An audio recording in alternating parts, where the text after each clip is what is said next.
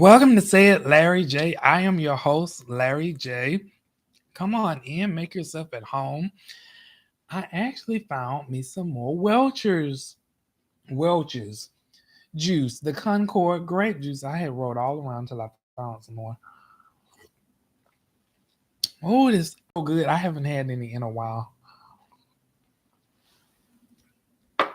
Happy Wednesday, everyone. Welcome into 2023, January 4th. And I said that day so backwards.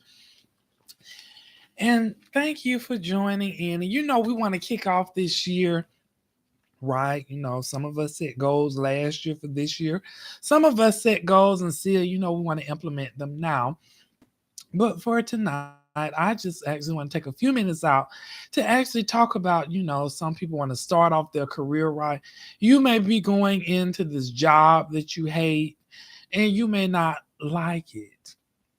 And so I just want to actually share some perspective on how you can actually pivot your career and start off 2023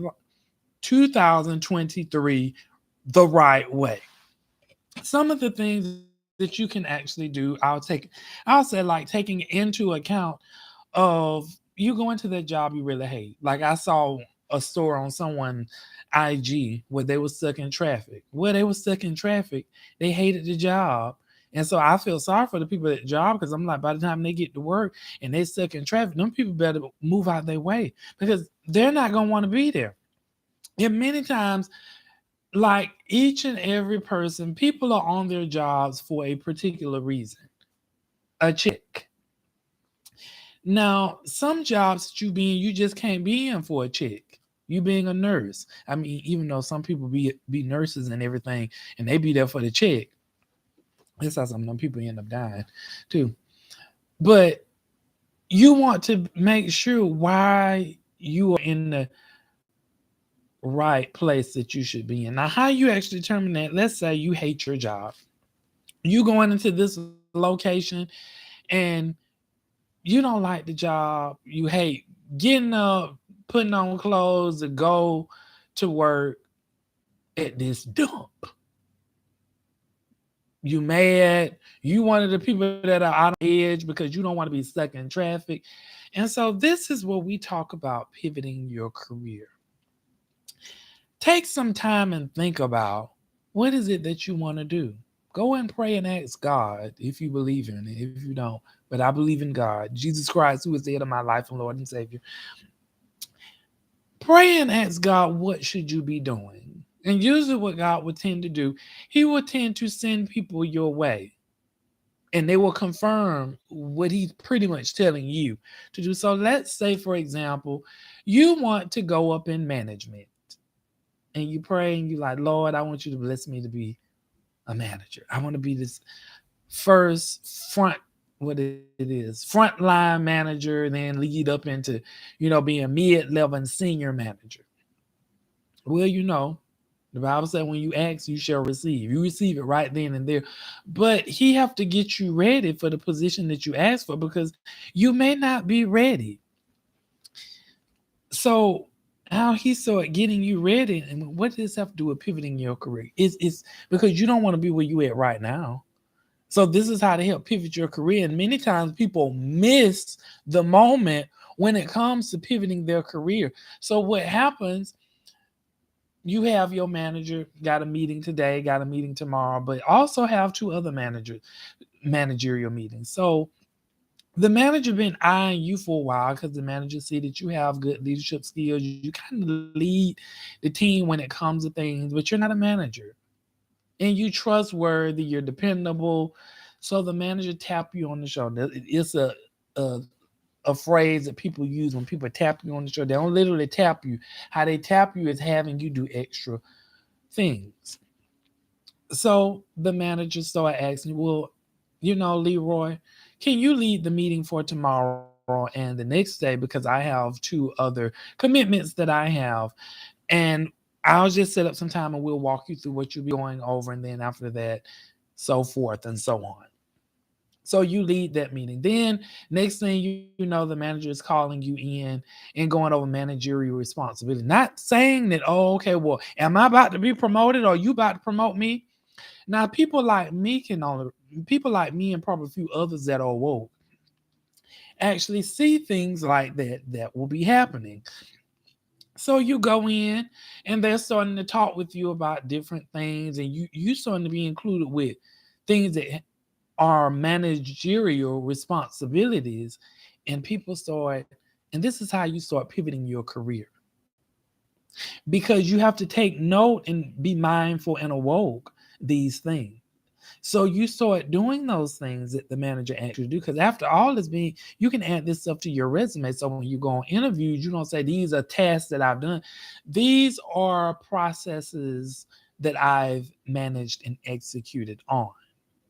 And in this department, I actually enhance XYZ process. And when it came to certain numbers, they increased by 20,000, 40,000, so forth in that nature, if your hand was in the dealing. So you go in and you start doing managerial responsibilities, but you have to be open to change. You may not get a management or upper level role in your department or so forth. You may get another role in another department. So you have to be open to that, because see, the manager is actually grooving you. Now, how some of you kick yourself in the face and bust yourself in the face with the black ball, because you start listening to other people when they, well, why are you doing that? Are they paying you to be doing? That's what managers do. Well, this is where the change of your mindset have to take place. Because remember, you want to develop. They may not want to develop. So you have to keep focused on your goals and opportunities. So people mess themselves up. Well, that ain't my job. That ain't my responsibility. That ain't, I don't supposed to be doing it. That's below my pay grade. Okay, now you hit yourself in the head with a black ball, because now you wonder why Mary just walked in and only been there 4 months and got promoted over you, and you've been there 6 years. Why? Because you a wildcat. You don't let these people talk certain things into you and telling you, oh, well, you shouldn't be doing this. And so you start listening. I'm not doing this anymore. You lead the meeting. This ain't part of my responsibility. You start acting a plumb nut. Okay. So they start overlooking you, because they're like, okay, we can't put them in a manager role because we got a wildcat. They pull out their claws and they go to clawing people's faces. We can't have that. We get in certain meetings and they start clawing the VP and everything else. And then the VP is like, okay, you didn't see this going on with this person, so you put them in this high level role. Now they clawing and biting people. So you want to keep, if you know you have goals you execute, you don't let that deter you. Oh, well, you may not be getting paid for it for now, but guess what? Payday is coming. Go to, even have the option to go to school to advance your career and also help pivot your career as well. Why is this phone? I need you to stop. So we're going to stop you right now. And so pivoting your career. And these are ways of how you pivot your career. That way, when time for a management role and you doing the right thing, no, you may not be being paid for it, but guess what? People are eyeing you and you may not even know it. So when it's time for, it'll be easy for you to maneuver in the role. Now you've gotten what you've asked for, because you want to pivot your career. If you want to pivot your career in computers, okay, start taking you some classes in computers. Start taking you some computer classes, tech school. Go to college, advance yourself, do internships. Start advancing yourself. This is how you pivot your career to the job that you hate, to the job that you enjoy going to. Also, be grateful for where you at. There are lessons to be learned in the position that you in. Why? Because what people do, people go cause chaos on their job, and when someone actually sit them down and they quit, leave that job, they quit, leave that job. Well, why are you quitting, leaving all of these jobs? You still have to take the same test over because you hadn't passed it. You complain about this job is this, these people hood this, these people. Be grateful with where you are. I had to learn that some years ago. I I learned it in different positions. I learned, okay, you're gonna have a manager that's a butthole. Okay, I take the grants with it. Whatever you ask me to do, they put you in that position. So you ask me to go in, you ask me to do a task, I'm gonna do the task. If it's a management role, yeah, I'll do the task at the management role level because I'm gonna put it because it's gonna be added to my career level. It's all about perspective. When you start being grateful for where you are, then you can actually grow. Who gonna put you up there? Who gonna put you up there in that senior manager and you a Dodge Charger Wildcat? Rawr! You just rowing all every have means. People be scared to come in the means because they say the wrong thing. You go to rowing, clawing, and biting people's heads off. No, you decide, oh, okay, I want to be a business owner. I want to own my own trucking company. That's what I want to do. Okay, you want to own your own trucking company? First, start somewhere. Why do you want to drive trucks? Why do you want to be a business owner? Assess yourself. Ask yourself these questions. Why do you want to be a business owner? So I can tell people what to do. Wrong. You ain't gonna have no business for long because when you deal with people, you're gonna be looking at them as peasants, and you're gonna forget it's the people that help your business grow.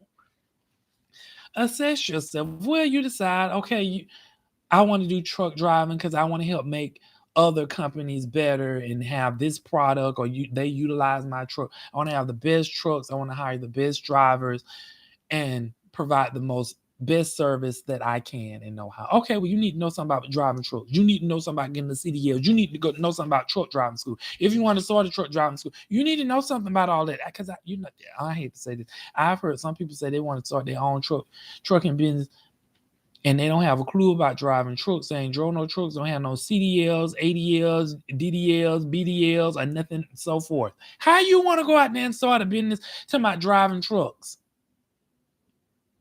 I want to open up a bakery. You don't even like to cook. You want to know something about overhead, hiring people. You gotta like to cook because guess what? Starting off, you're gonna mostly be in that business, and you have to know how to lead and manage people. You gotta know something about LLCs, sole proprietorship. I'm self-employed. Okay, do you know about self-employed? Do you know you don't want to get any tax benefits for that? Well, I just want to go into business so I can get PPP loans. Good for you. And you'll also be getting them in prison as well if they're not utilized right. And them folks that's come and audit you, and then they turn you over to FBI. Or you decide that you want to go in business because you thought you can get reparations. And you thought that was your no, that's not your that is government funded government money. They want you to pour back into you don't understand the principles of economics. They want you to pour back into the community. They're giving you this money because you said you own and have a business. Having a business means you are developing and enhancing and expanding your business, pouring back into the community and making sure your business is more polished because you are helping the American economy. So decide and assess yourself of why you want to go into business. Decide what is the gap. Okay, you want to open up a bakery. That's because I love to bake, and a lot of people have complimented me on my baking. So I'm gonna go do all of these things on the side to make sure people don't get my stuff and think they're gonna take it. You can take it, you just gonna pay me for it. And then I go open up this business, this bakery. Okay, why am I opening up this I love to cook. I love to bake. I like to see people happy when they stuff in their face with my cakes, my pies, and all of that stuff. And then they refer other people because they're like, oh my goodness, I will punch you in the face for that cake because that cake is so good. You better give it to me. Sock it to me. Things like that. See, you have a purpose of why you want to open up a business. Not, oh, I just want to open up a business to tell people what to do. I just want to work for myself. Okay, you can work for yourself, but why do you want to open up a business? Why do you want to own a trucking company? Because I don't want to work for nobody else. Okay, you still working. Do you like to work? First of all, do you have the skill set that it takes to drive a successful business? See, sometimes, I be saying that I'm gonna probably in the future get me one or two engineers as my YouTube channel people. But I'm the funnest person to work for, but not the easiest.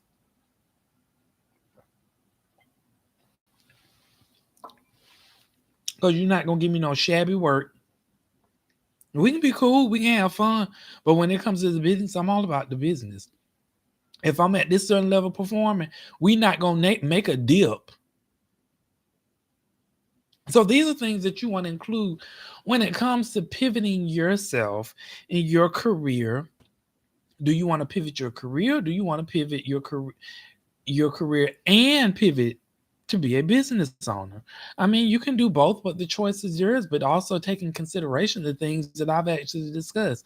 And most importantly, assessing yourself, developing yourself, and appreciating where you are, appreciating dealing with the customers. It's the reason why you're dealing with the customers. It's the reason why you're dealing with them people that cuss you out.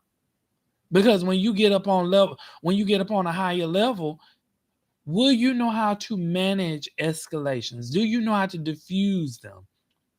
Because really, all customer complaints is escalations. Can you escalate? Can you diffuse the situation to the point to where it doesn't go past you and go to your manager? Because that means you know how to de-escalate situations. You know how to diffuse them. Then it works up into when you owning your own business, you know more about damage control. You got somebody have there's an explosive issue that happened. Well, you know how to do damage control to spin it off in such a pretty light. You turn a negative into a positive. These are things that you want to consider. Take upon these thoughts when you are pivoting your career or going to be that business owner for 2023, and start with, I always say start with prayer, and start with the steps in executing small and long-term goals at that. Thank you so much for tuning in to Say It Larry J. I am your host, and have a good night and happy Wednesday. Bye.